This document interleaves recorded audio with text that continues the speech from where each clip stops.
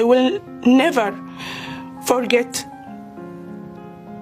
the dogs were eating the dead body inside شفا هوسبيتال. سنة 1941 النازيين بيحاصروا مدينة روسية اسمها لينينجراد. ما كانوش عاوزين يحتلوها، كانوا عاوزين يبيدوها، يجوعوها لحد ما تموت. حوالي 3 مليون بني آدم اتحاصروا جوه المدينة دي من غير لا أكل ولا شرب ولا دواء ولا مخرج. حتى لقمة العيش كانت ربع رغيف معمول من نشارة الخشب وورق الحيطان. ودخلت المدينة في مجاعة كسرت كل حدود الفطرة. الناس أكلت الجلد، الورق، الغرة، وحتى لما دول خلصوا في أمهات طبخوا أولادهم وجثث اتقطعت واتاكلت في الشوارع. وبقى في سوق سودا للحم البشر. وبعد 80 سنة من حصار لينينجراد بيرجع الصهاينة النازيين يعيدوا نفس المأساة ولكن بصورة أبشع في غزة. فبخلاف القصف والقتل والتشريد، غزة محاصرة من غير لا كهرباء ولا مية ولا أكل ولا شرب ولا دواء. الناس طبخت علف الحيوانات، وحتى ده كمان ما بقوش لاقيينه. ما تبقاش في غزة غير بقايا بيوت، بقايا ناس، بقايا بشر. وبقت غزة مدينة ما فيهاش غير الموت. والغريب أصلاً إن الكلب مش آكل لحوم بشر، بالعكس هو أقرب مخلوق للبني آدم في مشاعره. اتربى معانا من آلاف السنين، عايش حوالينا، بياكل من إيدينا، بيخدمنا، وممكن يفتدينا بروحه كمان. كائن اجتماعي بيفضل صحبة البشر عن صحبة بني جنسه. عايشة دلوقتي في مدينة ما فيهاش أكل عشان يبقى ليه بقايا، والزبالة اللي كان ممكن الكلاب تدور فيها على أكل ما بقتش موجودة أساساً. والكلاب اللي كانت بتعيش على بقايا أكل البشر بقت تدور على بقايا البشر نفسهم، جثثهم. وفي الحالة دي بيفضل الكلب كذا يوم يدور على أي أكل ياكله، ولما ما بيلاقيش حاجة خالص المخ بيبدأ ينهار، وما يلاقيش الكلب قدامه غير جثة متحللة، جثة مرمية في نص الشارع، وبيقف قدامها متردد وبيبدأ يفكر إن ده الإنسان اللي كان بياكل من إيده من كام يوم. لكن كل حاجة في جسم الكلب بتصرخ زي ما كانت بتصرخ في جسم الأم اللي كلت ابنها في لينينجراد. كل أي حاجة بأي تمن. بيبدأ ياكل من غير وعي. واحنا كلنا عارفين إن الكلاب كائنات عندها مشاعر، فأكيد اللحظة دي كانت صعبة عليه جدا زي ما كانت صعبة على الأم اللي كلت ابنها في لينينجراد. بس لو الكلب بيتعذب وهو بيكسر فطرته مجبور، احنا ازاي لسه بتتكسر إنسانيتنا كل يوم واحنا بنتفرج عليهم من غير ما نعمل حاجة؟ وازاي عايشين عادي؟